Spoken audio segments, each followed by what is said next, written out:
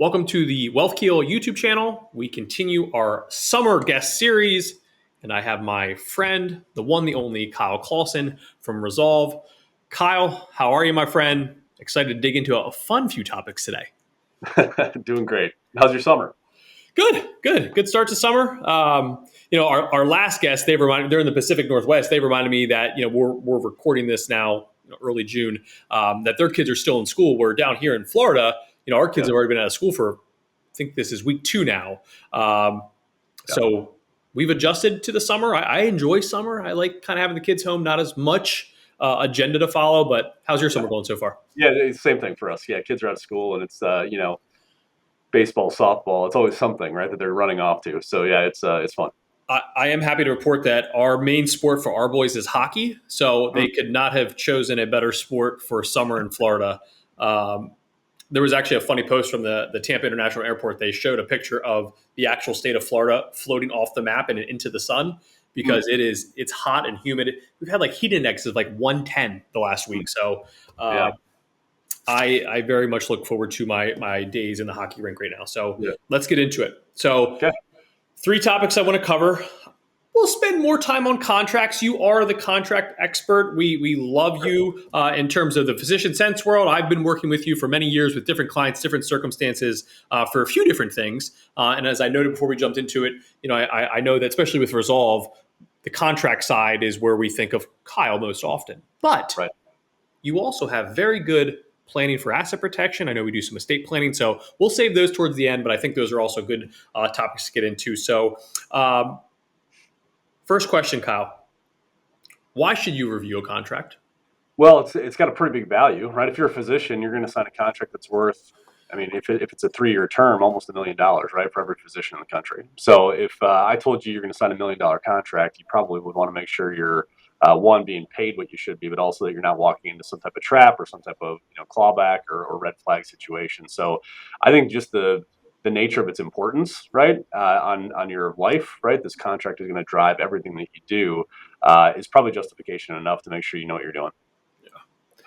Yeah, and I always try to bring questions that we see over and over again from our side of it.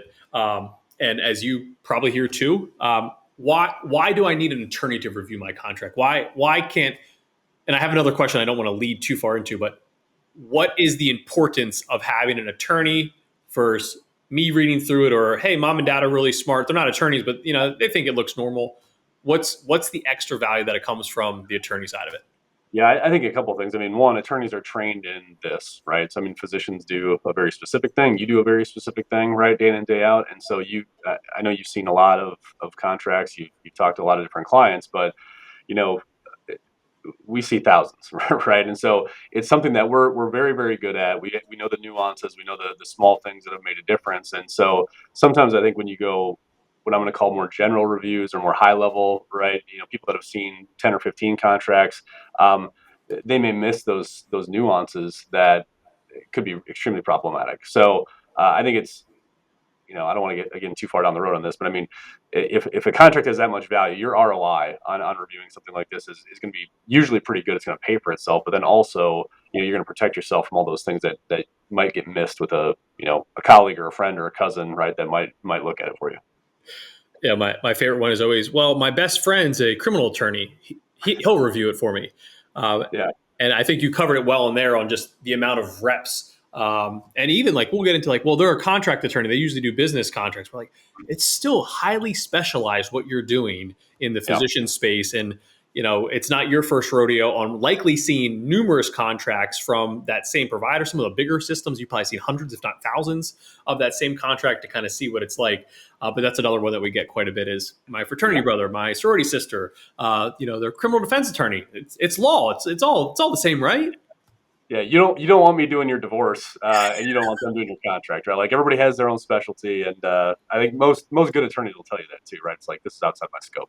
This is one that we get quite a bit as well, and I wish we had, the hospital admin staff to also be on this. But do employers take it? Do hospital systems, private employers take it personally when you are reviewing a contract. For example, hey, this is my first big kid job. This is my first contract.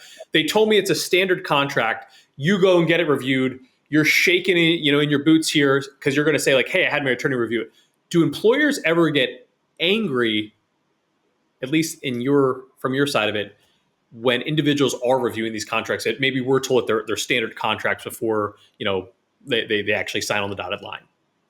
So I'm gonna give you two ends of the spectrum on this. So have we had employers get mad? Absolutely, right? There have been employers, whether it's small private practices that are offended that you would question them, right? Because you should trust them and you're going to be business partners with them. To large systems that have been upset, right? When you come in with a request. Now that is like in medicine, right? These are outliers, right? So it happens 1 out of 1,000, 1 out of 5,000, that type of thing. But in my opinion, if that happens, that's a pretty big red flag. Like they're telling you, we had our corporate attorney draft this, right? We have all the protections, we have all the information. You're going to work for us, and we have all the control over you. And if you go get any advice outside of this, that's somehow problematic. I think that's a really big red flag. Now there are also the opposite end of this. There are some systems that are encouraging you. They'll actually put in the letter of intent, like, we hope you run it through a contract attorney. We've had health systems, refer people specifically to say, like, hey, here's a good attorney, you go talk to them, right? They don't represent the system. So I do think that starts the conversation off on a better foot, right? If your employer is saying, hey, we have nothing to hide here. And so if you're a resident or a fellow, right, like the first big kid job, like you talked about, I think if you look around and you say, hey, what does my medical society recommend, right? Like, if I'm a surgeon, what does ACS recommend? If I have my state medical society, what do they recommend? Everybody's telling you to go review this, right? So if somebody tells you not to, I think that's a big problem. Hmm. Interesting. Yeah. The and kind of building on this, because this is one that I even asked you during the Physician Sense podcast too. But is there such thing as a standard or a normal contract? Like, how often do you come across a contract where you make suggestions and then the employer's like, no, this is the standard contract for everybody? One, does it exist, and how often do you see it? Well, I would say that you're gonna hear that from every single employer, right? Because they do have a standard contract, right? Like they have one that they like to use. Now, from our seat, right, and where we sit, most of those do get adjusted, right? Somehow, whether it's a change in comp, whether it's a change in scheduling, whether it's modifying a non-compete. If it's important to them to recruit the physician, I mean, there are certain times when we've had clients going into high demand areas, right, or high supply areas, I guess is the way to frame it, where they've got 5 or 6 candidates that are all good, right? And they may say, hey, no, we're going to keep our document the same because we have 4 other people that are going to sign it. Hmm. That's just rare, right? I mean, there's such a shortage of physicians that most of the time, most organizations are unwilling to lose a recruit because it's so expensive to recruit. It's really expensive to retain. If we can solve small issues on a one-off basis, they want to do that. Now, it could be in an addendum. It could be in some type of exhibit that comes along. It's not necessarily the core document, but more often than not, you're going to see changes. Interesting. Yeah, it's we won't go. I would say I don't ever worry about much coming out of Washington until it's final. But some of the updates in student loans right now, we won't get into student loans. And I only bring it up because of what you just said. Like, there's already a shortage of physicians, and some of that wording in there. If we start to limit public service loan forgiveness, we remove public service loan forgiveness, and this is something we've noted for years. But boy, oh boy, that could get very tough for some specialties on extremely limited scenarios. Then, again, kind of a side topic there, but just with you noting on some of those positions already being a little bit limited. The next one, Kyle, is I think anytime we bring up the term attorney, it doesn't matter if we're talking about contract reviews, go and get your state documents done, you're drafting your first LLC. Even physicians, as a high income professional, always get nervous of like, oh my gosh, it's going to cost me like $30,000. Whether you want to talk about it from the resolve side of it or just like in general, explain what, if I come to resolve tomorrow, we're going to use resolve as our example. What different routes can I go, and then what are the costs or ballpark of those fees? Because I think, again, mentally it's a big barrier. And then people hear it, they're like, oh, well, to pay this to review, as you noted, like $1 million contract over 3 years, well, that doesn't seem too bad after all.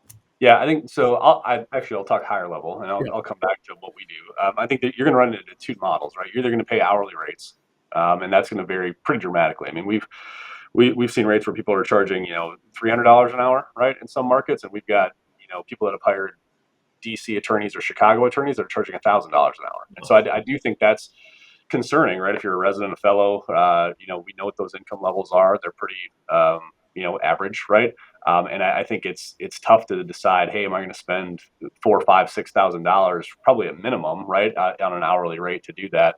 The other side of that is flat fees, right, or project based type work, and so that's what we think is most palatable and what we think is most transparent. And so that's what Resolve does is we say, hey, here's a package, right? Here's what you get with it, right? There's a pricing matrix on our site. You can go look at it. And this is the fee, right? And there's no hourly rates on top of that. It's just the work is going to happen. Sometimes that work happens in, right, a shorter amount of time. Sometimes it's longer, but at least you know what you're getting into. And we've priced it that way. So I think, I mean, my personal opinion is, if you're getting beyond kind of that $2,000 range for one contract, that feels high to me. We've certainly had people come into us saying that they paid $10,000, right? And we've had some people say, "Well, my cousin did it for free." So I mean, that's kind of your range, right? But I think the most common fee that you're going to pay is somewhere around, 1,000 to 2,000 is a pretty normal number. Do you, this is just a more or less a personal question. Do you emphasize, I don't want to say all contracts are important, but do Mhm. you put a bigger value on that first contract as setting the bar for them going forward? Or is every contract just as vital?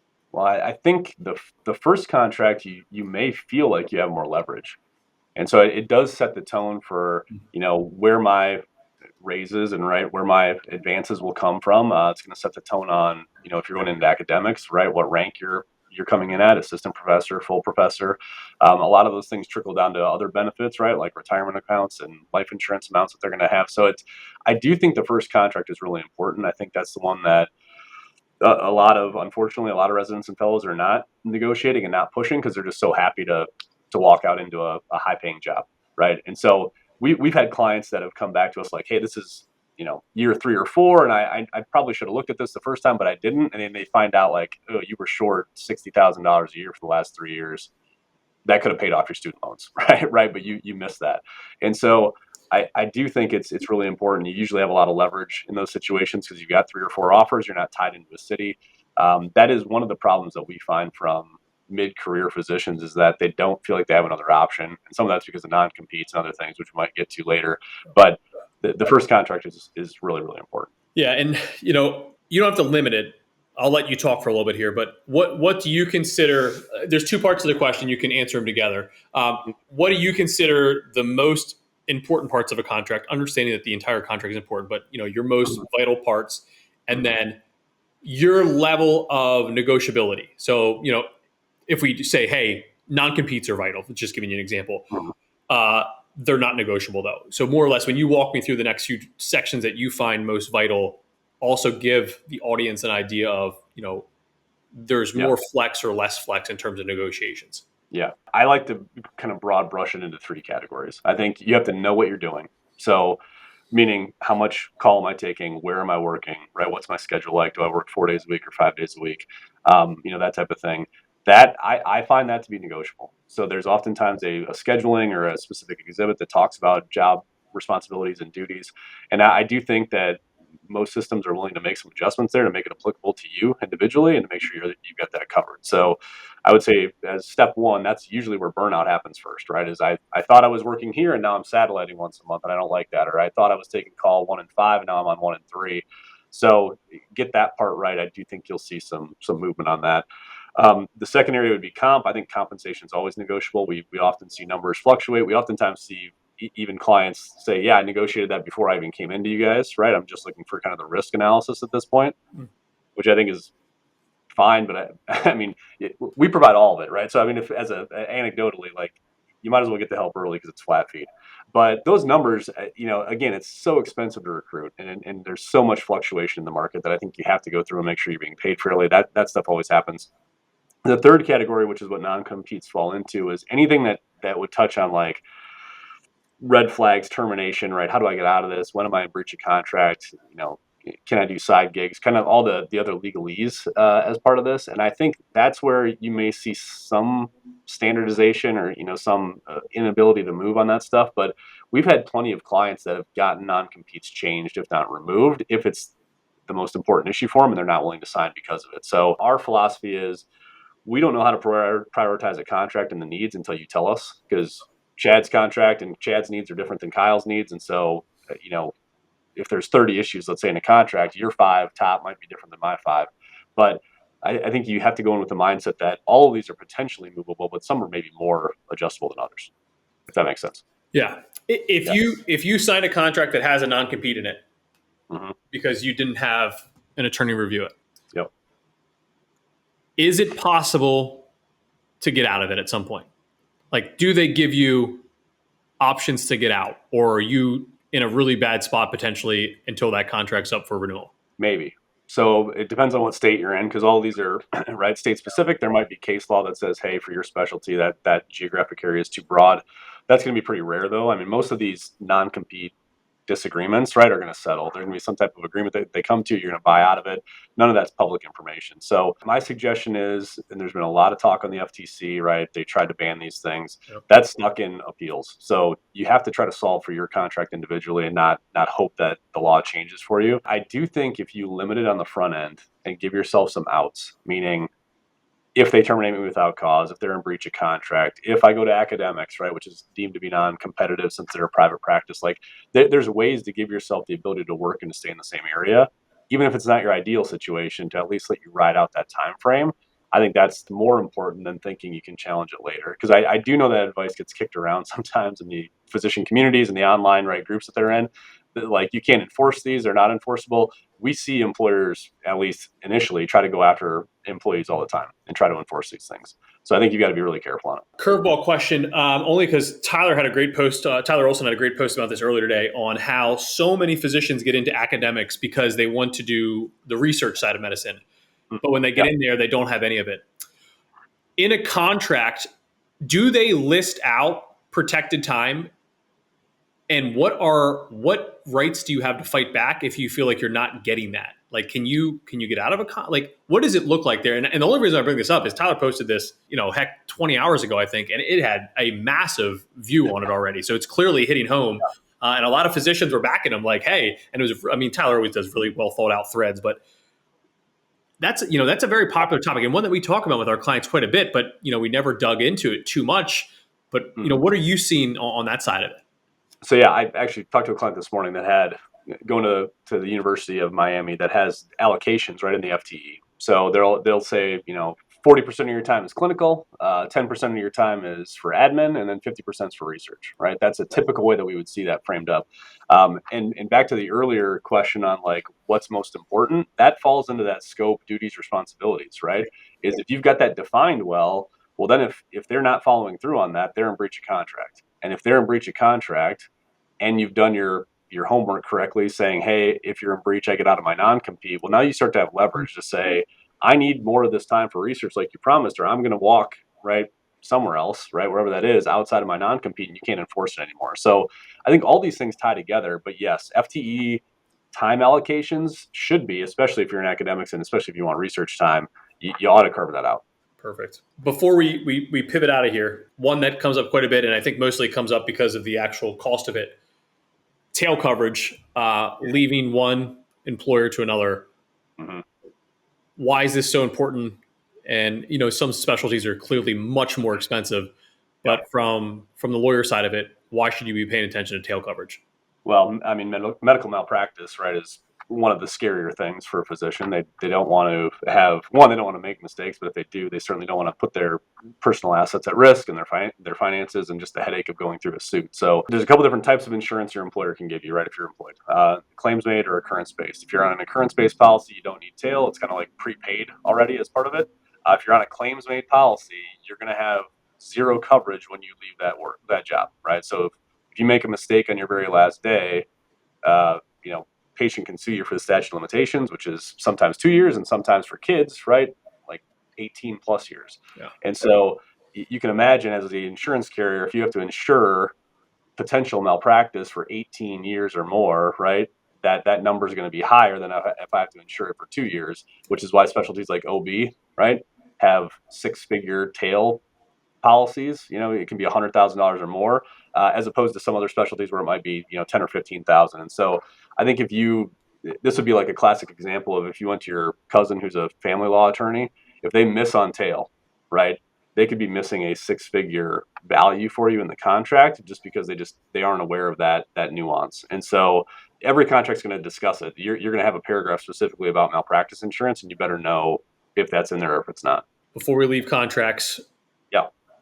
your last, what's your best tip for any physician, any phase of their career in terms of their contract? Two things. One, make sure you know what normal is, right? So like know your value, right? Know what's happening in anesthesia right now, right? Have access to the information because if you go into any negotiation without that information, you're at a disadvantage. So I think that's number one. You have to have that. But number two is hopefully, and especially for residents, make sure you keep a couple options on the table. I mean, we see the best outcomes when our clients, when the physicians know that they can walk away to an option B and they're perfectly happy with it. It's when they've mentally decided and they maybe turned down three other offers and now they're trying to negotiate at the end that they get very frustrated because they've mentally committed to this location without knowing that there was risk in the document. And now they feel like they can't go backwards, right, and revive those other offers. So I think if you want the best outcome, get two or three offers in the same location, know what you're worth, and go in and ask for things in good faith. And I think you'll have really good outcomes. Perfect. I like that. We'll pivot here to asset protection. Yep. Don't have to get overly complicated. How can a physician keep asset protection simple out of the gate? And then I'll add some layers to this. Mm-hmm. What's simple asset protection from your side of it as an attorney? Well, it really depends on state, right? So there's different rules by state. It depends on if you own real estate or if you don't, and how you title your real estate, right? That matters. I think if you are doing a good job of, early in your career paying off debt, right, funding your employer retirement plans, which have some creditor protection to them, your house has generally some homestead type protections to it as well. So you've got some protections there. And then you get some umbrella insurance over top of you. I mean, that's at a very baseline. Like if you do those things right early in your career, you probably don't have a ton of exposure, right? Because your net worth is still probably pretty low, right? Because of the student loans and all that stuff. Now, as you mature, right? I mean, there's different things that you can think about, more sophisticated avenues, but I think you've got to hit on that first. Yeah, I often like to say between ERISA and umbrella coverage, you can be pretty safe. The most common issue we see is where do you look to first when you have, say, mid-career physicians? They live in a state that does not have tenants by the entirety. Let's just call it for their investment accounts or real property, and they have extremely low homestead. So not a lot of good protection in their home, not a lot of good protection in their taxable assets, but they have a couple $1,000,000 in their brokerage account. So heaven forbid something goes wrong. Let's just say we get $1,000,000 umbrella policy, but it goes above the limits, and we're trying to protect after that now. What's at least the initial conversation point for you? Realizing that every client will be unique, but like what's the play card look like at least? What are the assets? Like what classes of assets do you have, right? I mean, that's what we have to know. Is it just brokerage? Is it real estate? What is it? Is it entities? Is it, real estate properties and LLCs and things like that? Because your options are really, when we talk asset protection, it's like, how do I remove this asset from my personal bucket, right? And move it somewhere else. Now, the caveat on when you do that is you usually lose the control, right, and the benefit sometimes of the asset because you can't have your cake and eat it too, right? And so you think about trust work like domestic asset protection trust. You think about LLCs and FLPs and like layering entities over top of things to one, protect from a privacy standpoint, but two, to start to limit. And you'll research like charging orders and how that affects likelihood of people suing you. But I think the first question for anybody is like, are you willing to remove your flexibility to use these assets, because you're going to be putting administrative hurdles on potential creditors, which are also hurdles on yourself a lot of the time. And so at $1 or $2 million, I actually don't think many physicians have the appetite for it. I think it's usually kind of at that maybe $5 million number where they start to go, okay, I need to start to really plan for this. Yeah, and I think it was actually one of the clients that we worked together on saying like, you're trying to add as many blocks so that they can't find it. It doesn't mean that they're all perfect. It doesn't mean that they can't find it, but until you like completely separate, we're getting to like irrevocable trust at this point.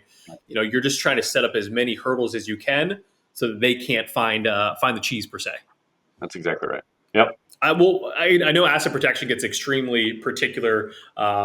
I also know that I always chuckle too on how many people don't realize it's per state.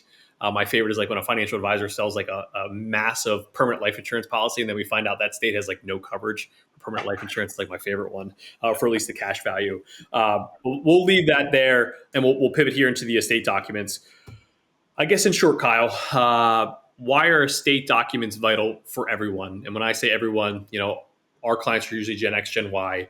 Why are they vital for everyone? Yeah, when we talk estate planning documents, right? I mean, there's two categories of time, in my opinion, right? It's like if something happens to me while I'm alive, I have a stroke, for example, and I've not passed away, but I can no longer make decisions for myself. I think all physicians are aware of healthcare powers of attorney and like who makes decisions if I'm in a procedure, and those are really important. But also, you're going to have financial issues that come up, right? If you lose capacity for a long period of time, you're going to want to know who's my guardian, who's going to take care of me, who signs my tax returns, right? All that stuff that's going to happen. Okay, and so we've got to solve for that. Those are powers of attorney, both general, right, financial, and health. So that's kind of step number one.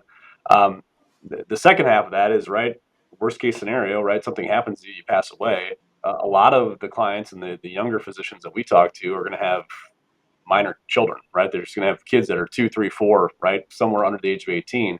And so it's often a where do my assets go, but also then who takes care of my kids, right? And there's state rules on this stuff. So if you pass away and you have nothing in place, it's not that your kids go to the state, right? Which is what people think, and your assets go to the state. That's not the rule. There's default rules, but most of our clients don't like the default rules. They don't want them going to parents, right? They have a sibling that they'd rather have, or they have a sibling that has substance abuse, and so they want them to be taken care of by a cousin or something. And so it's really to help you personalize what your wishes are, not only from an asset distribution standpoint, but it's who takes care of minor children, who does what for me and when, right? Those are the questions we're trying to answer, and if we can do that, it's fairly cost effective, right? I mean, these aren't $10,000 documents at this stage. It's something much less than that. And so I just think it's again kind of like the contract, something that you ought to be taking care of early in your career.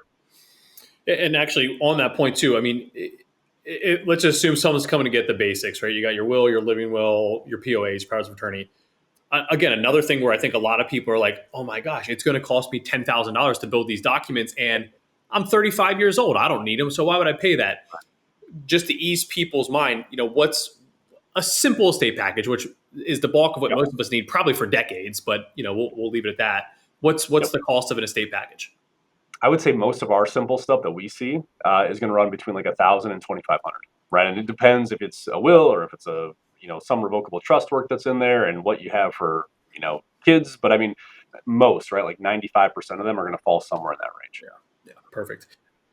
Um, this is a fun question.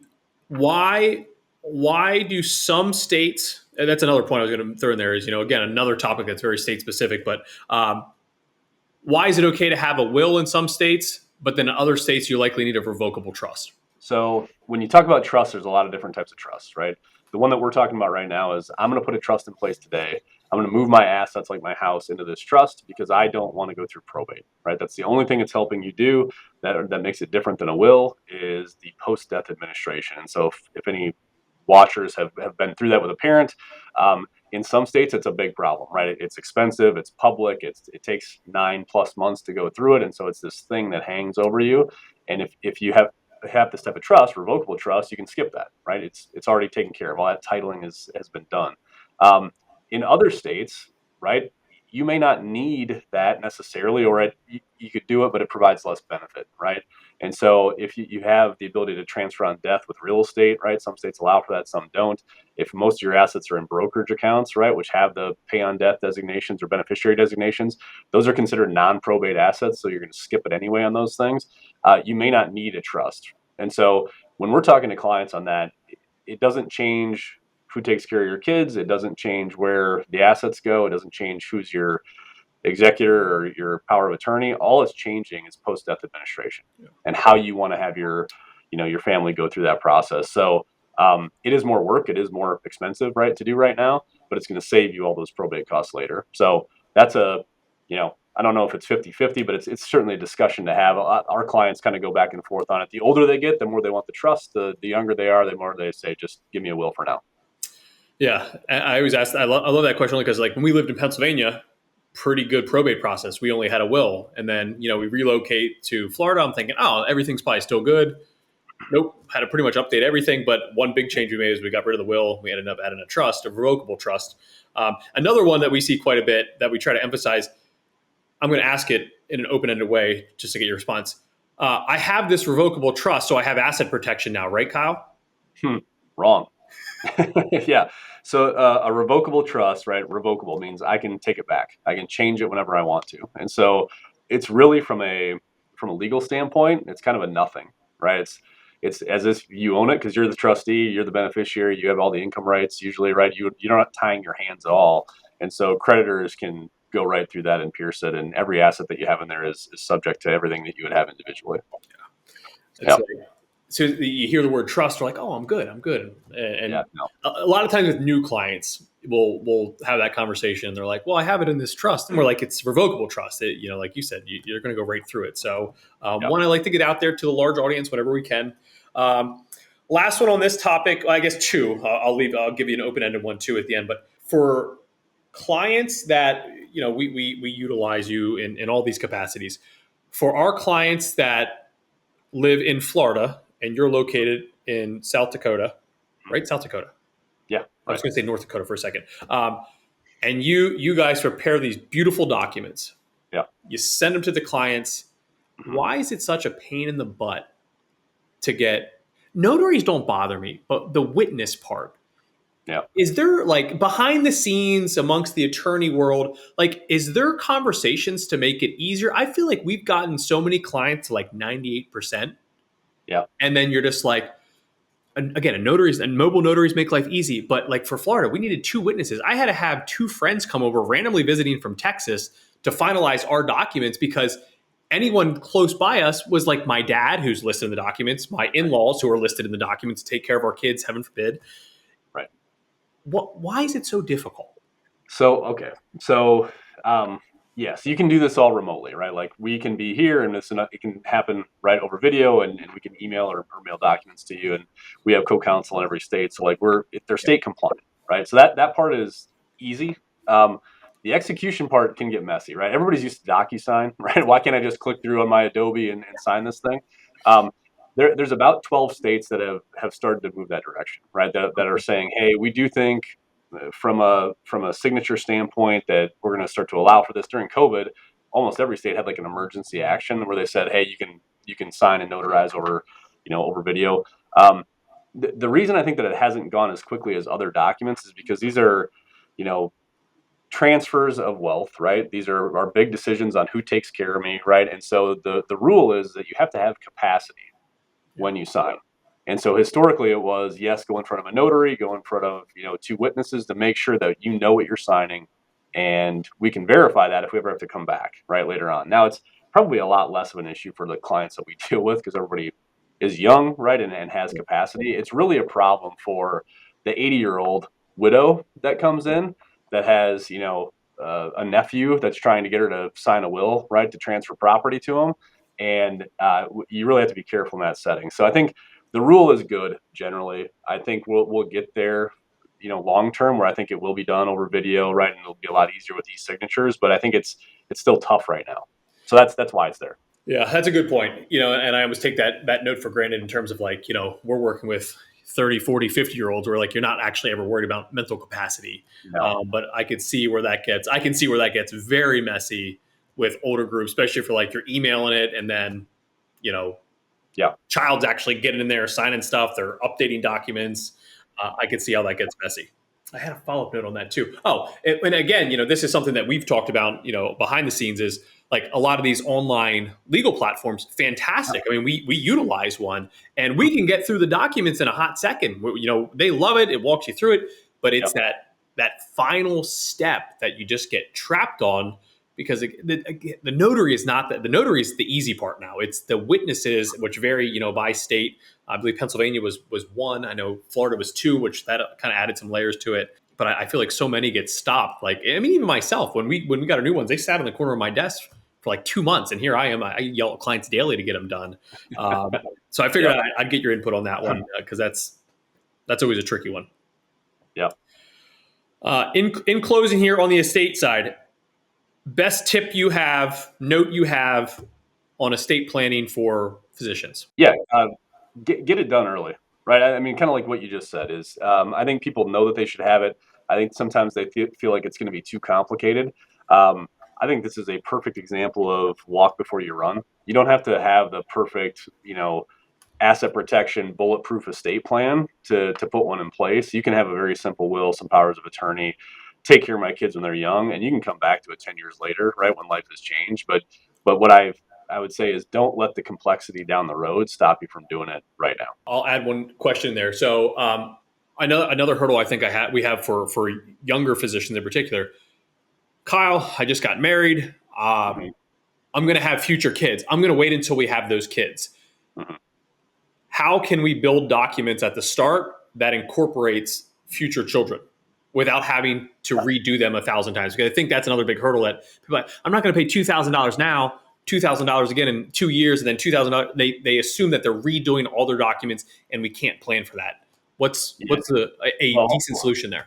yeah, well, the solution is that hopefully whoever you're using, whether it's a software solution or an attorney, that they ought to be drafting it for not only kids that you have now, but also future kids, right? So even like in our situation, we had 3 kids. Well, we drafted a will before our last was born, right? And so we didn't have to go back and redo it. Now her name's not in there, but she's still covered by the class of beneficiaries that are there. So I think that that's again maybe a misunderstanding. You're going to have them covered, or you should have them covered if they're done right.